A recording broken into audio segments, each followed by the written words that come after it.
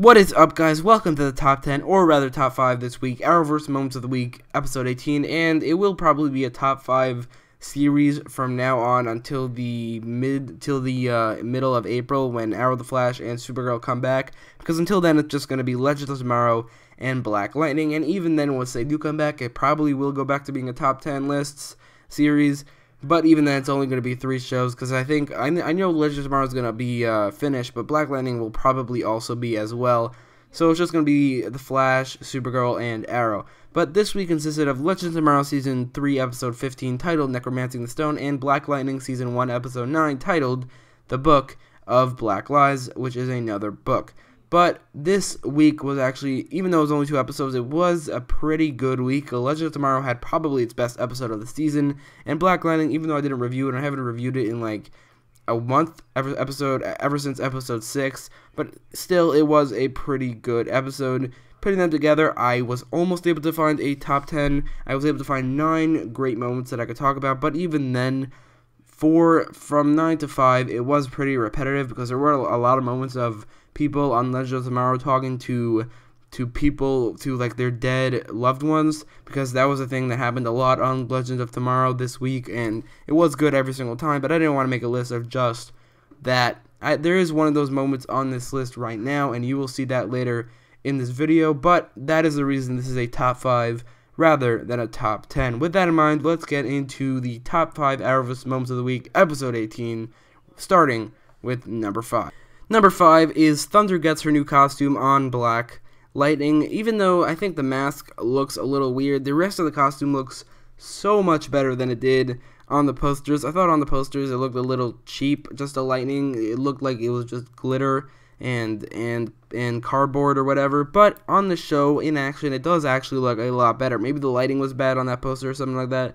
Usually costumes look better on the posters, but this is not the case for this costume outside of the mask, which again looks really weird, but the costume itself looks so much more badass than the previous one, even though the previous one was a little more comic book accurate. I did mention that in one of my reviews, but then looking at more costumes from the comics, there is one of them that looks just like this one, so that's not a problem at all. It does actually look a lot cooler than I expected it to. It looks a lot better than the previous one, and it's also that she had a great entrance, and seeing Black Lightning and Thunder fighting together, we didn't really see them fight together, but we saw them walk together up to bad guys, but we barely saw them fight, but we did see that, and that was pretty cool. So Thunder getting her new costume was actually a much better moment than I expected it to be, because I expected her to be a downgrade in terms of the costume, but it turns out outside of the mask, it's actually not.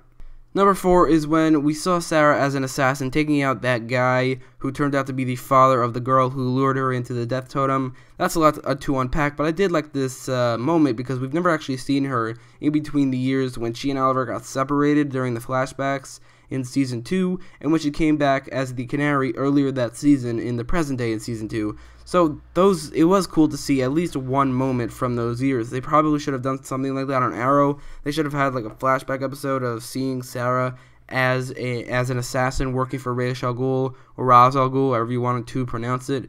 But seeing it here was also really, really cool. It's better than nothing. I mean, it was a great moment, and also I would have loved to see this whole flashback thing during Arrow, like in Season 2 or something, just to flesh out her character and her past more. I think this moment really fleshes out her past and really gives her more character, as well as elevating the subplot, which was Sara considering siding with Mullis, and also the Death Totem luring her in with that little girl. The siding with Mullis thing, because we see her past and how she's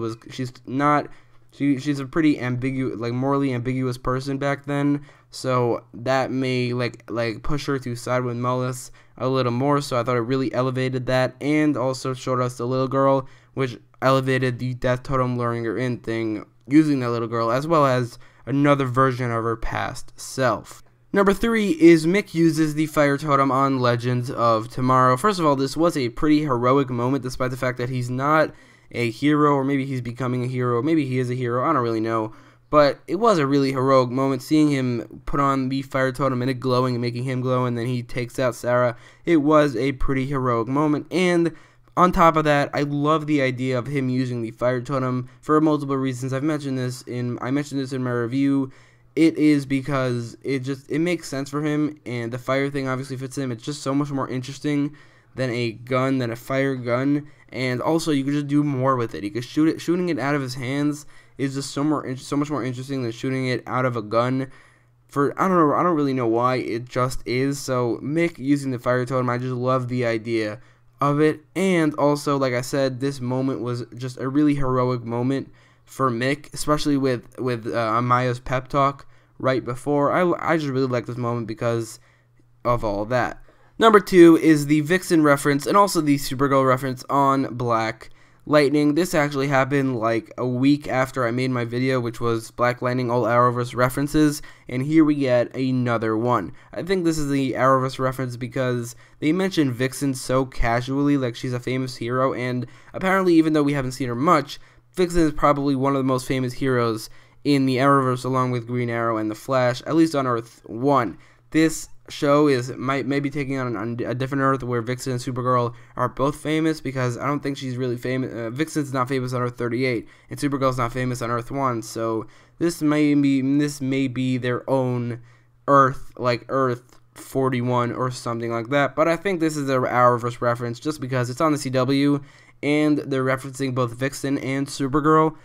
I don't think that's a coincidence. Not only that, but Vixen and Supergirl are both superheroes who have CW TV shows. Like Vixen had the CWC TV show, and Supergirl had her CW TV show, at least from season 2. So the fact that that Black Lightning is a DC show on the CW, and they reference specifically these two heroes, that can't be a coincidence. Which makes me think that this is almost definitely in at least one of the Earths in the Arrowverse. And I'm a real sucker for references, as you could probably tell just by looking at my channel. I love references to other shows, other characters, like other DC characters. And in this case, in Black Lightning's case, I love references that tie it to the Arrowverse, because the showrunners have denied the fact that it's in the Arrowverse, but now they're just giving us all these hints that point to the fact that it is. So I just love these references, which is why I really like this moment of them just casually mentioning Vixen, and as well as mentioning Supergirl for the second time.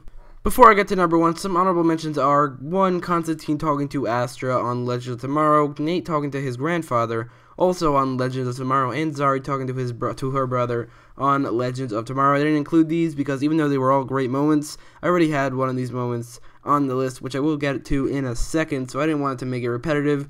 And also, even if they were on the list, it would probably be 6, 7, or 8, which is why I didn't make it to a top 10, because like I said, it would be very repetitive. And the last honorable mention is the one on Black Lightning when Anissa reveals her powers to Jennifer, as well as the fact that Black Lightning is their father. I really like that moment because Anissa was just being really honest and just not lying like a lot of people do. But moving on to number 1. And number 1 is the scene where Wally talks with Jesse. It's not really Jesse, it's the manifestation of Jesse from the Death Totem or the Death Queen, Sara. But either way, even if you have to ignore the fact that Jesse's actually not dead as far as we know. There's no way they would kill her off screen. So that doesn't really make sense in the context of how is she here. But if you just ignore that and just watch the scene, it's a great scene. I don't think we've ever gotten this good acting from Wally West, from Kenan Lonsdale, the actor who plays Wally West. I think it probably is because of the fact that he's more comfortable on this show. I mean, just from the last couple episodes we've seen him on the show, he's just been so much more interesting than he's been on The Flash. Maybe it's because there is no other speedster, but you can't really say that about this scene in particular. We've never seen this good acting from him. It's either because he's got more experience over the years, or maybe because he's just more comfortable on the show and he fits better on the show. It's just a really well acted scene from both actors, but especially Kenan Lonsdale, and it's a really great emotional moment from him. It's a very triumphant moment from him as well, getting over Jesse's and the breakup. So that is my list. If you have a different list, and you probably almost definitely do, let me know in the comments down below. If you are able to make a top 10 list, as I was not able to, also at the same, I probably would have been able to, but I wouldn't have been able to talk about the number 10 to 5 for any more than 10 or 15, 20 seconds. So I thought, what was the point? It also would be very, very repetitive. But if you have a top 10 list, by all means, let me know in the comments down below. And follow me on Twitter for better daily updates than the subscription box on YouTube, because it's not really working at the moment. And also, or click the notification icon for the same reason. And if you liked this video, don't forget to like, share, and subscribe. Thanks for watching.